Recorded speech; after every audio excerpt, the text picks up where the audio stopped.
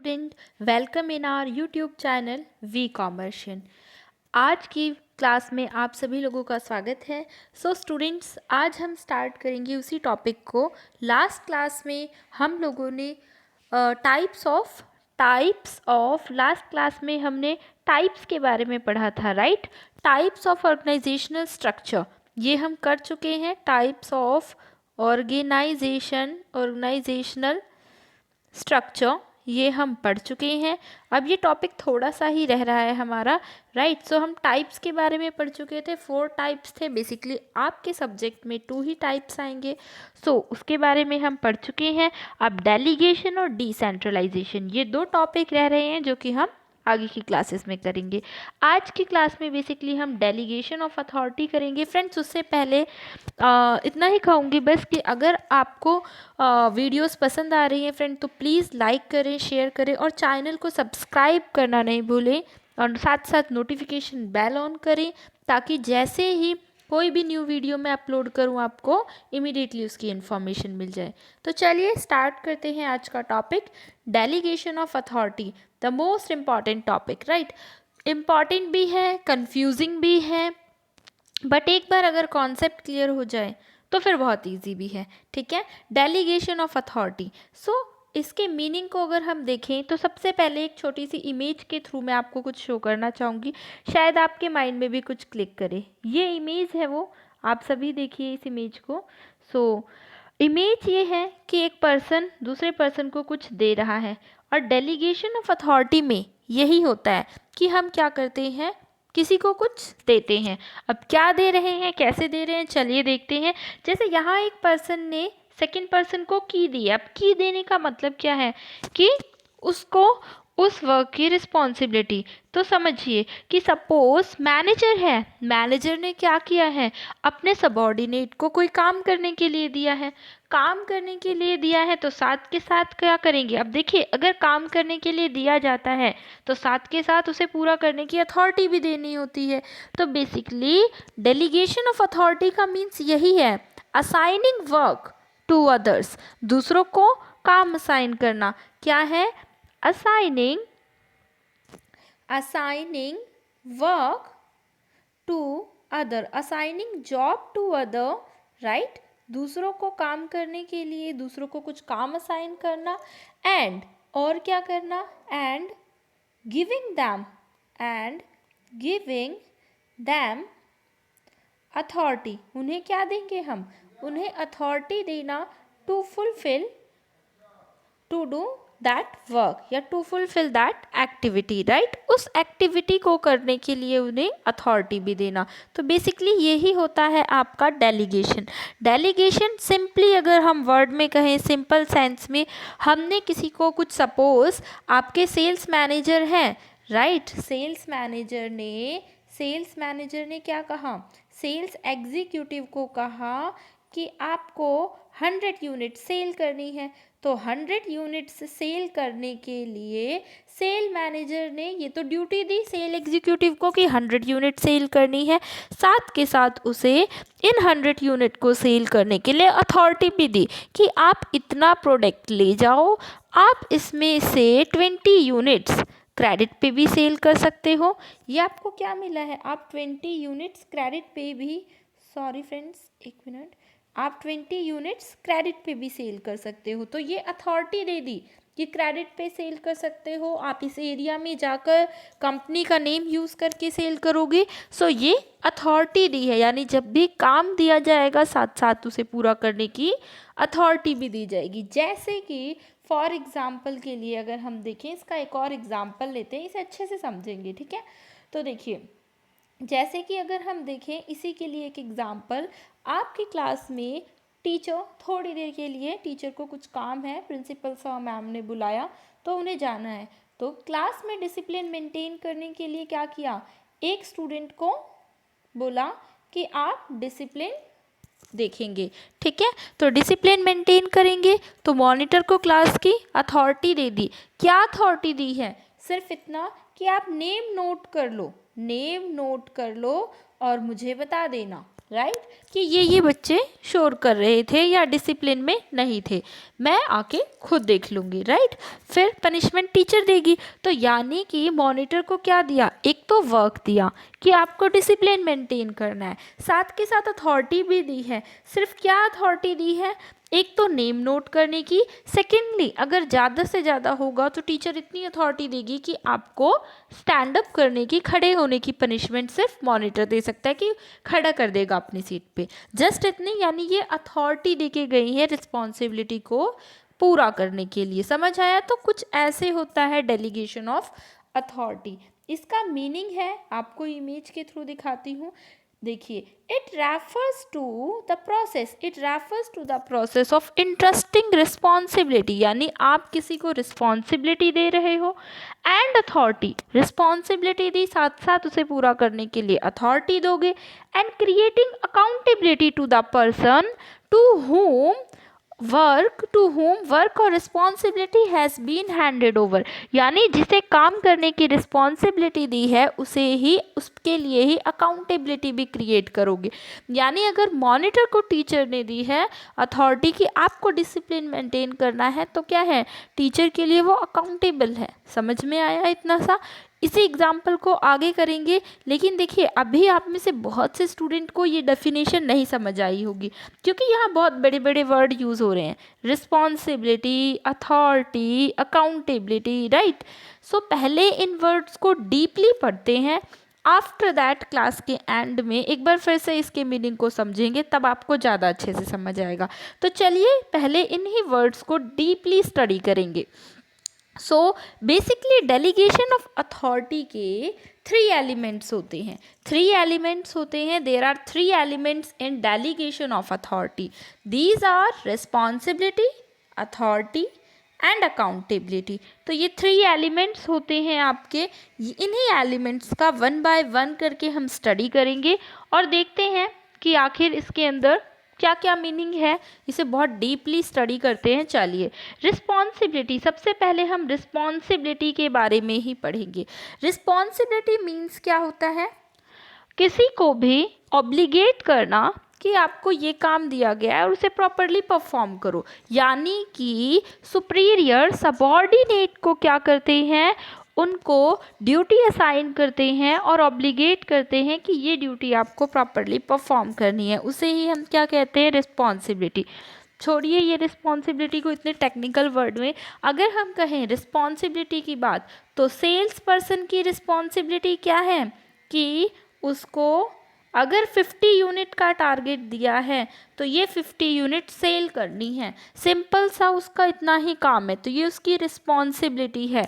अगर टीचर ने आपको असाइनमेंट करने के लिए दिया है, आफ्टर 2 डेज़ के अंदर आपको असाइनमेंट पूरा करना है, तो आपकी रिस्पॉन्सिबिलिटी है, आपको काम दे दिया है कि आप वो assignment properly neat and clean way में कंप्लीट करोगे, राइट। सो आपकी ड्यूटी, आपकी रिस्पॉन्सिबिलिटी वहाँ क्या है, असाइनमेंट को पूरा करने की, वो भी टाइम लिमिट के अंडर। समझ में आई ये चीज़? तो ये होती है रिस्पॉन्सिबिलिटी, काम को पूरा करना है बेसिकली, सबऑर्डिनेट को सुपीरियर देते हैं, ठीक है। अच्छा, अब इसके अगर हम पहला तो समझ आया। अच्छा, इसका फ्लो कैसा होता है, देखो ऑर्गेनाइजेशन में हमेशा ध्यान रखेंगे कौन किसको क्या दे रहा है। तो अगर रिस्पॉन्सिबिलिटी की बात की जाए तो खुद से सोचिए, आपको असाइनमेंट की रिस्पॉन्सिबिलिटी किसने दी है, सोचो खुद से। आप तो टीचर को नहीं असाइनमेंट की रिस्पॉन्सिबिलिटी नहीं दे सकते ना, आपके टीचर ने आपको रिस्पॉन्सिबिलिटी दी है। ए नाम का स्टूडेंट है, उसे टीचर ने, यानी कि अब सुपीरियर से सबऑर्डिनेट की तरफ फ्लो हो रहा है। यानी फ्लो कैसे हो रहा है आपका, ठीक है। देखिए, इन्होंने आपको काम करने की ये दी, लेकिन आप रिस्पॉन्सिबल किसके लिए हैं, अपने टीचर के लिए। काम उन्होंने दे दिया, देखिए वर्क का फ्लो अपवर्ड डाउनवर्ड हो रहा है, लेकिन रिस्पॉन्सिबिलिटी कैसी है, आप अपने टीचर के लिए रिस्पॉन्सिबल हो अगर असाइनमेंट कंप्लीट नहीं होता है उस केस में, राइट। तो यानी कि आपका जो रिस्पॉन्सिबिलिटी का फ्लो होगा वो कैसा होगा, अपवर्ड होगा रेदर देन डाउनवर्ड होने के। यानी कि अगर हम बात करें, ये स्ट्रक्चर है, सपोज ये जनरल मैनेजर है, राइट। ये डिपार्टमेंटल मैनेजर है, sales manager, accounts manager and purchase manager.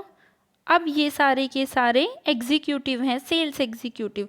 तो रिस्पॉन्सिबल कैसे होंगे, देखिए जो सेल्स एग्जीक्यूटिव हैं वो सेल्समैन के लिए रिस्पॉन्सिबल होंगे, और जो सेल्स मैनेजर है वो रिस्पॉन्सिबल होगा किसके लिए, जनरल मैनेजर के लिए। तो यानी रिस्पॉन्सिबिलिटी कैसे जा रही है, अपवर्ड मूव कर रही है रेदर देन डाउनवर्ड मूव करने की। तो ये बेसिकली मीनिंग हो गया इसका आपका कि responsibility means obligation of a subordinate to properly perform the assigned duty and it flows upward। किस डायरेक्शन में फ्लो कर रहा है, अपवर्ड डायरेक्शन में। इसके कुछ फीचर्स की अगर हम बात करें तो रिस्पॉन्सिबिलिटी के अगर हम फीचर्स को देखेंगे तो क्या फीचर्स, इस फीचर्स से ज़्यादा अच्छे से समझेंगे हम मीनिंग। तो देखिए रिस्पॉन्सिबिलिटी क्या हम किसी पर्सन को दे सकते हैं, खुद से सोचिए। रिस्पॉन्सिबिलिटी सेल्स मैनेजर खुद जाके सेल नहीं करता है, सेल्समैन को वर्क दे देता है कि आपको सेल करना है। इट मीन्स रिस्पॉन्सिबिलिटी को असाइन किया जा सकता है। तो first point is it can be assigned, ये हम असाइन कर सकते हैं, राइट। इसे हम असाइन कर सकते हैं अदर पर्सन को। पहला फीचर यही है आपका। सेकेंड फीचर आपका क्या होगा कि इसके अंदर क्या चीज़ जरूरी होती है, ड्यूटीफुलनेस होता है। So second feature is dutifulness. ड्यूटीफुलनेस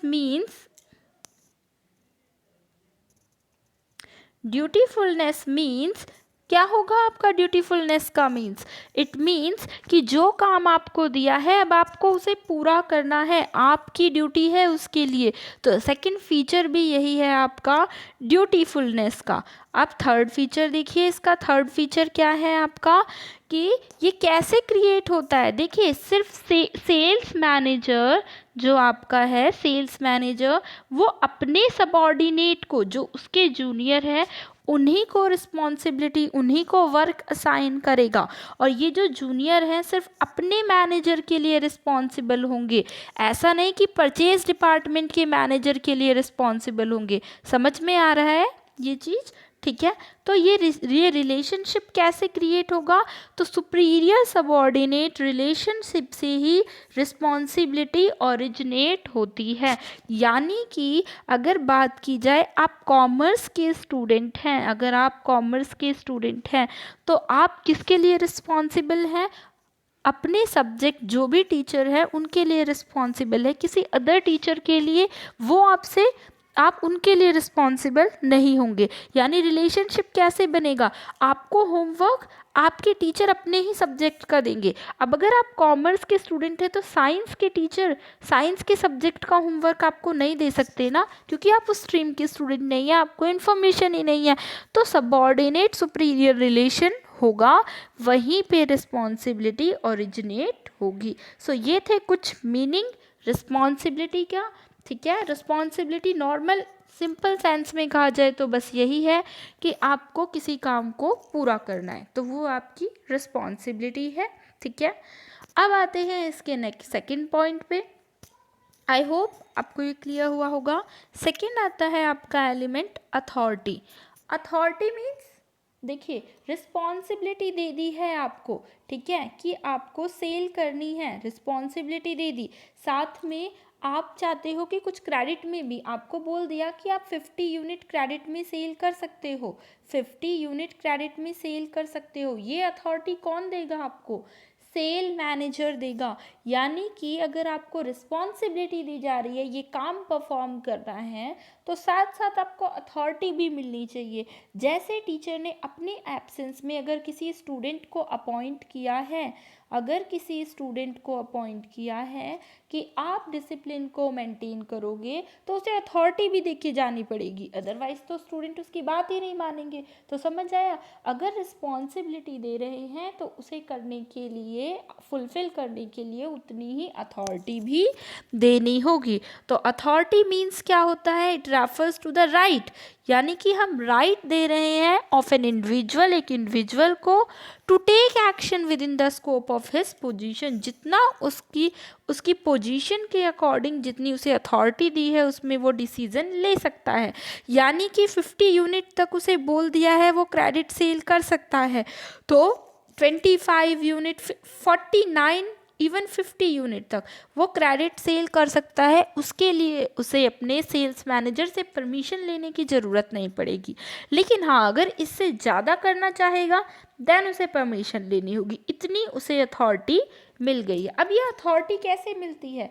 तो देखिए, अथॉरिटी आपको कैसे मिल रही है?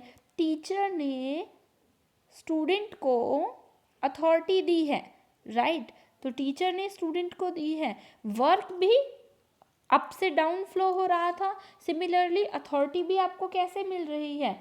अप से डाउन, यानी इसका फ्लो कैसा हो रहा है? Top to bottom, top to bottom इसका फ्लो हो रहा है। इतना समझ में आया? फ्लो कैसे होगा? टॉप टू बॉटम, मीनिंग कि आप अथॉरिटी दे रहे हो राइट टू गिव, right या to provide right to an individual so that he can fulfill his responsibility in proper way, right? So ये था इसका मीनिंग। फीचर्स देखते हैं। फीचर्स की अगर हम बात करें तो अथॉरिटी के ही फीचर में नंबर 1 फीचर अगर हम देखेंगे तो क्या आएगा आपका? खुद से सोचिए। क्या हम अथॉरिटी, जैसे हमने कहा था रिस्पॉन्सिबिलिटी असाइन कर सकते हैं, क्या हम अथॉरिटी भी डेलीगेट कर सकते हैं या नहीं कर सकते हैं? टीचर ने स्टूडेंट को अथॉरिटी दी थी, सेल मैनेजर सेल एग्जीक्यूटिव को अथॉरिटी दे रहा है, it means yes we can delegate authority, right? So यहाँ पे यही फर्स्ट पॉइंट आएगा आपका कि डेलीगेशन ऑफ अथॉरिटी, या we can delegate, we can assign authority to other person. तो असाइन, कैन असाइन अथॉरिटी, हम अथॉरिटी असाइन कर सकते हैं, किसी को भी दे सकते हैं, ठीक है? सेकंड जो आपका है सेकेंडली, कि देखिए जो अथॉरिटी होती है किससे रिलेटेड होती है? हमेशा, अच्छा एक पर्सन पहले सेल डिपार्टमेंट में काम करता था तो सेल मैनेजर ने उसको अथॉरिटी दे दी कि आप सेल कर सकते हो। इन केस उसने ऑर्गेनाइजेशन छोड़ दी है, लीव कर दी, अब क्या उसके पास अथॉरिटी है कि वो कंपनी के प्रोडक्ट सेल कर सकता है? बताइए।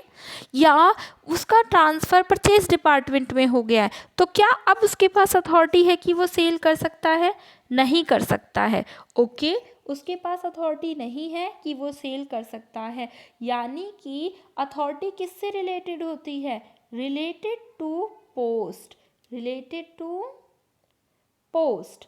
ओके, अथॉरिटी किससे रिलेट करेगी बच्चे? पोस्ट से रिलेट करेगी, related to post. Okay, number third point is that authority किस चीज़ में हेल्प, हमने अथॉरिटी किस लिए दी है? खुद सोचिए। जो भी ड्यूटी थी उसे पूरा करने में हेल्प करे, यानी authority helps in implementing decision को इम्प्लीमेंट करने में हेल्प करती है। It makes implementation of decision possible.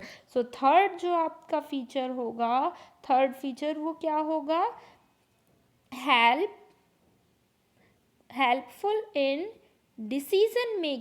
Decision making आप कर सकते हो, ठीक है? तो उसमें भी आपके लिए हेल्पफुल होगा। नंबर 4, अथॉरिटी हमेशा किस चीज़ के लिए होती है? मैनेजीरियल टास्क के लिए ही होती है। Authority is key to the managerial job, right? एक पोस्ट, देखिए कोई भी पोस्ट, अगर हमने सपोज एक पोस्ट बना दी सेल मैनेजर की, ठीक है?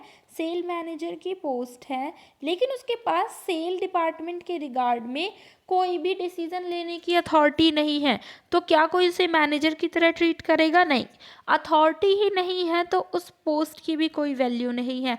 यानी एक पोस्ट बिना अथॉरिटी के नहीं हो सकती। Without authority managerial post create नहीं होगी। मैनेजीरियल पोस्ट तभी होती है जब उसके पास अथॉरिटी हो उस डिपार्टमेंट के रिगार्ड में डिसीजन लेने की। सो ये था आपका अथॉरिटी, रिस्पॉन्सिबिलिटी और अथॉरिटी। 2 टॉपिक्स हम टू एलिमेंट्स हम कर चुके हैं। ओके, अब थर्ड पे आते हैं हम। थर्ड है अकाउंटेबिलिटी। अभी तक हमने पढ़ा responsibility. Responsibility means obligation, obligation to perform a job, right, to perform a job, ये था ऑब्लिगेशन। ठीक है। अथॉरिटी मीन्स, अथॉरिटी मीन्स क्या था, राइट, राइट या फिर हमारा एक इंडिविजुअल का to take action, right to take action so that he can perform his job, right, ताकि अपनी जॉब परफॉर्म कर सके but within the scope of his position, अपनी पोजीशन के अंडर।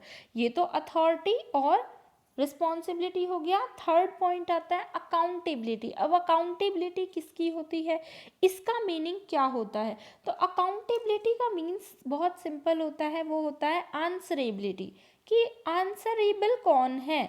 ठीक है, आंसरेबिलिटी फॉर किस चीज़ की answerability, answerability for final outcome, जो भी फाइनल आउटकम आ रहा है उसकी आंसरेबिलिटी किसकी होगी। अब एग्जाम्पल लेते हैं, दो एग्जाम्पल लेंगे, उनसे समझेंगे। सबसे पहले इजी वाला एग्जाम्पल कि सपोज आपके टीचर को कुछ काम था, राइट, वो क्लास से बाहर गई हैं, उन्होंने एक स्टूडेंट को अपॉइंट किया डिसिप्लिन मेंटेन करने के लिए।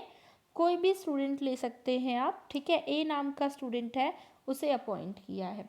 अब ए जो स्टूडेंट है वो डिसिप्लिन मेंटेन नहीं कर पाया, क्लास में बहुत नॉइस क्रिएट हुआ, जिसकी वजह से टीचर नहीं अभी क्लास में, उस टाइम पीरियड में कौन आ गया क्लास में, प्रिंसिपल, राइट, आपके प्रिंसिपल सर ऑब्लिक मैम, वो क्लास में आ चुके हैं।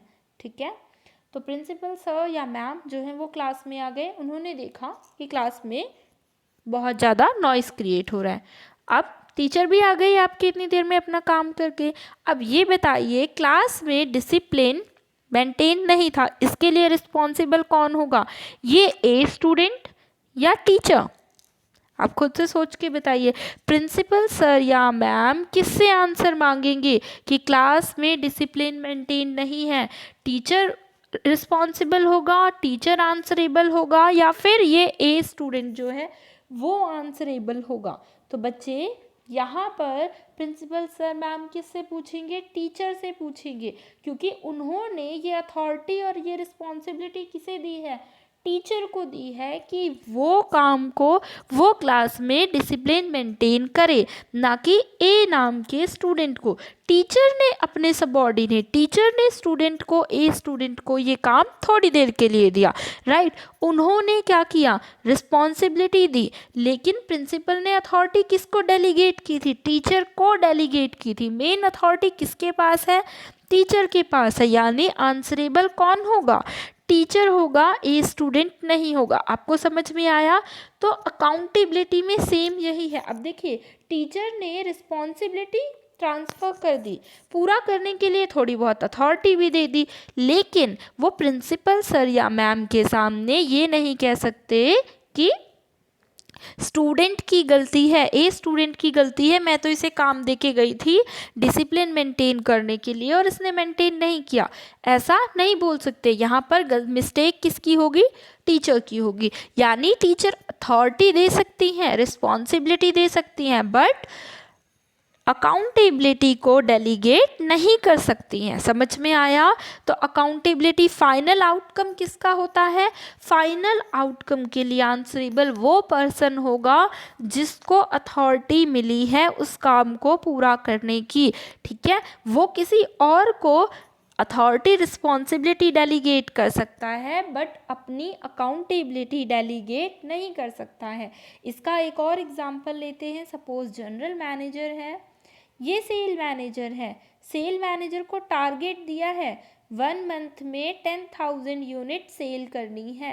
सेल मैनेजर ने क्या किया, खुद तो सेल नहीं करेंगे, सेल एग्जीक्यूटिव को कहा, ठीक है, कि आपको क्या करना है, 10,000 यूनिट सेल करनी है।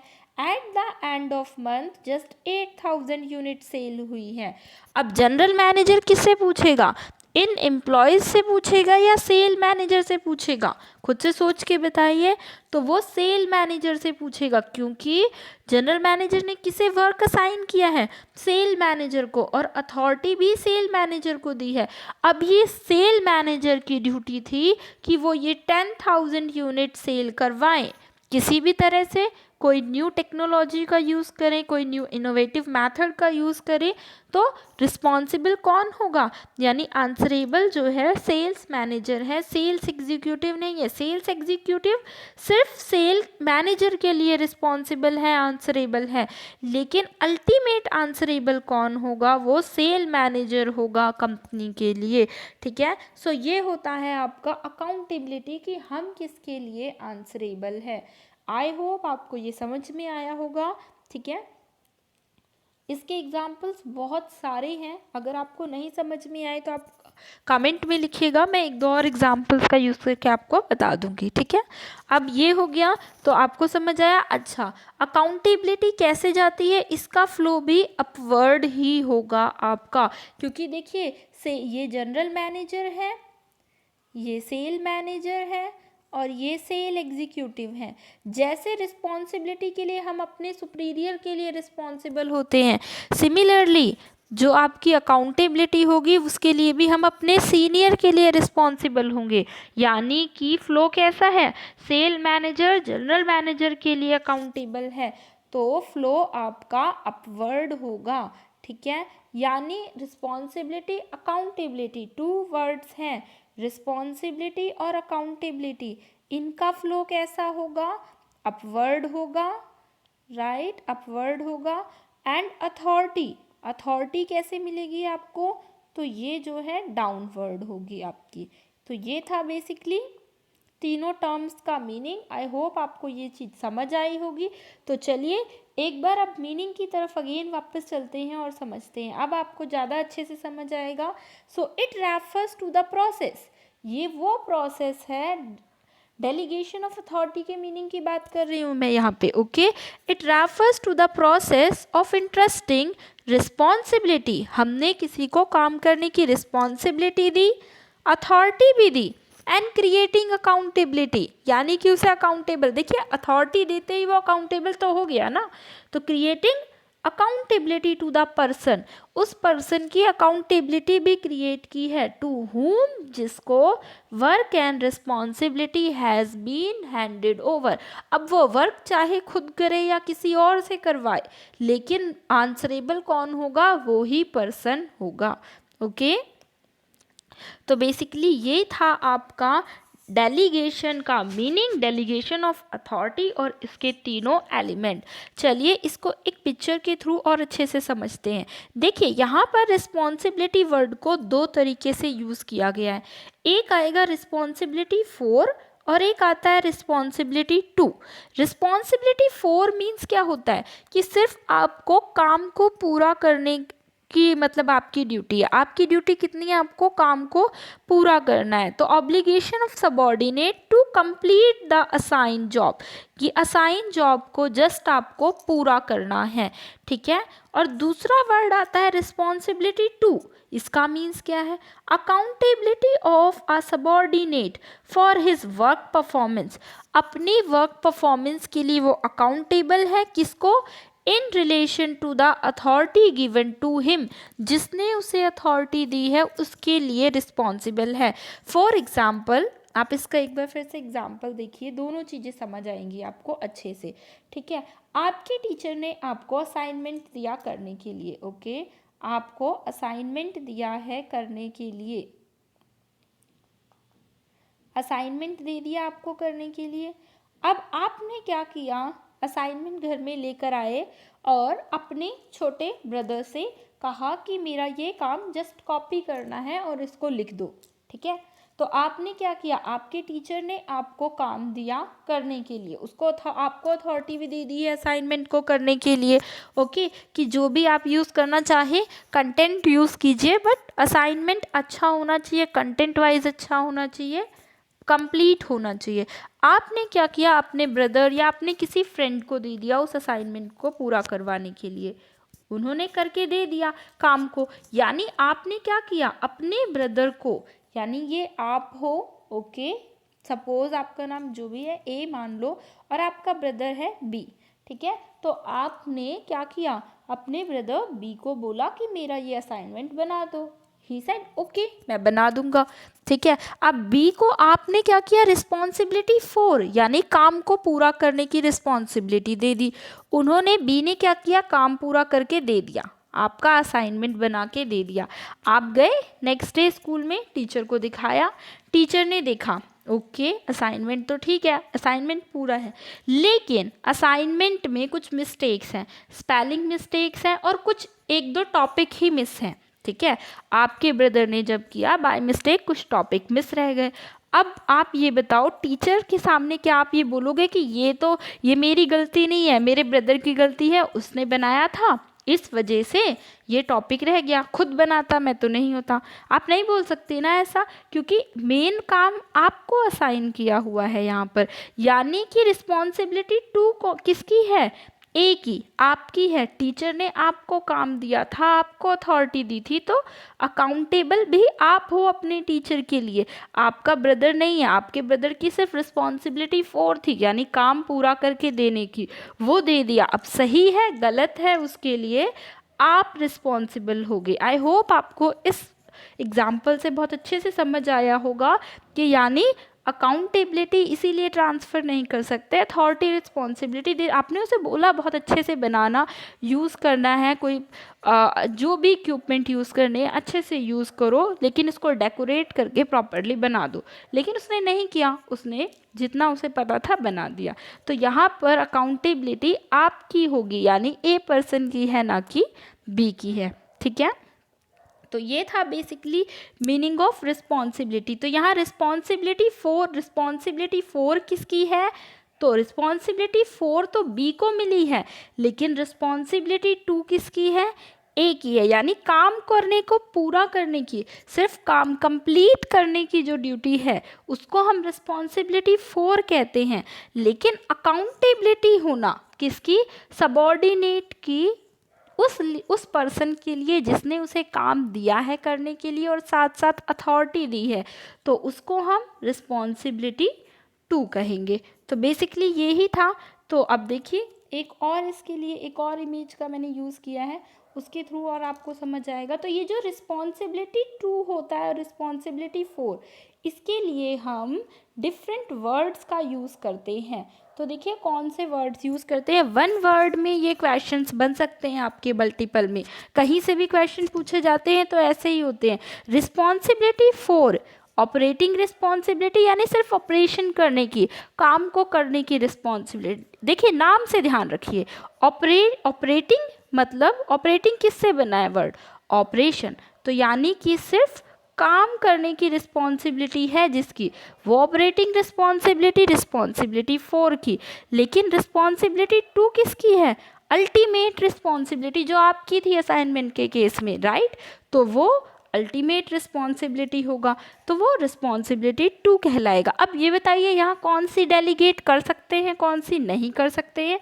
तो देखिए ऑपरेटिंग रिस्पॉन्सिबिलिटी हम डेलीगेट कर सकते हैं, लेकिन अल्टीमेट रिस्पॉन्सिबिलिटी डेलीगेट नहीं कर सकते, सुपीरियर के लिए वो हमेशा हमारी ही होगी। Ultimate responsibility is always of किसकी होती है, डेलीगेटर, जो सुपीरियर है उसी के लिए रहेगी, ठीक है, वो हम किसी और को नहीं दे सकते। जिसने अथॉरिटी दी है हमेशा, यानी आपने अपने भाई को काम करने के लिए, अल्टीमेट जो रिस्पॉन्सिबिलिटी है आपकी रहेगी, ठीक है। तो ये चीज़ थी यहाँ पे। अच्छा लास्ट में एक छोटा सा पॉइंट है, वैसे तो मैं बहुत बार अब बता ही चुकी हूँ कि क्या हम अकाउंटेबिलिटी को डेलीगेट कर सकते हैं। तो आप खुद से क्वेश्चन का आंसर दीजिए, कमेंट बॉक्स में दीजिए कि क्या हम अकाउंटेबिलिटी को डेलीगेट कर सकते हैं। तो चलिए मैं खुद ही बता देती हूँ आपको, ठीक है। तो अकाउंटेबिलिटी को हम डेलीगेट नहीं कर सकते हैं, हम अकाउंटेबिलिटी को डेलीगेट नहीं कर सकते, क्योंकि ठीक है, बहुत बार बता चुकी हूँ, जो अथॉरिटी डेलीगेट कर रहा है वो पर्सन रिस्पॉन्सिबिलिटी दे सकता है लेकिन आंसरेबिलिटी नहीं दे सकता किसी और पर्सन को, खुद आंसरेबल होगा, इसलिए वो किसी और को अपनी अकाउंटेबिलिटी डेलीगेट नहीं कर सकता। तो ये क्वेश्चन आपका बनता है, यहाँ आपका आंसर नो होगा कि नहीं। आप एग्जाम्पल कोई सा भी डाल सकते हैं, किसी भी डिपार्टमेंटल मैनेजर का डाल सकते हैं कि वो डिपार्टमेंटल मैनेजर अपना वर्क तो, क्योंकि खुद से मैनेजर सारा काम नहीं कर सकता, अपने सबॉर्डिनेट को देगा, बट उस वर्क के साथ साथ वो अपनी आंसरेबिलिटी नहीं दे सकता। अल्टीमेट कंपनी के लिए या जो मैनेजर्स हैं उनके लिए वो खुद रिस्पॉन्सिबल होगा। सो फ्रेंड्स, आई होप आपको ये तीनों टर्म्स बहुत अच्छे से समझ आए होंगे। बहुत इंपॉर्टेंट टर्म्स हैं ये तीनों के तीनों, authority, responsibility, accountability. I hope आपको ये अच्छे से समझ आया होगा। नेक्स्ट क्लास में हम आगे बढ़ेंगे डेलीगेशन ऑफ अथॉरिटी के बारे में, इसका प्रोसेस, इसकी इम्पोर्टेंस से और डीप से पढ़ेंगे। तब तक के लिए आज की वीडियो में इतना ही। आगे का टॉपिक नेक्स्ट क्लास में कंटिन्यू करेंगे। और फ्रेंड्स, अगर वीडियो पसंद आई हो तो प्लीज़ लाइक कीजिए, शेयर कीजिए, चैनल को सब्सक्राइब कीजिए। तब तक पढ़ते रहिए। Okay, bye. Thank you for watching video. Bye bye.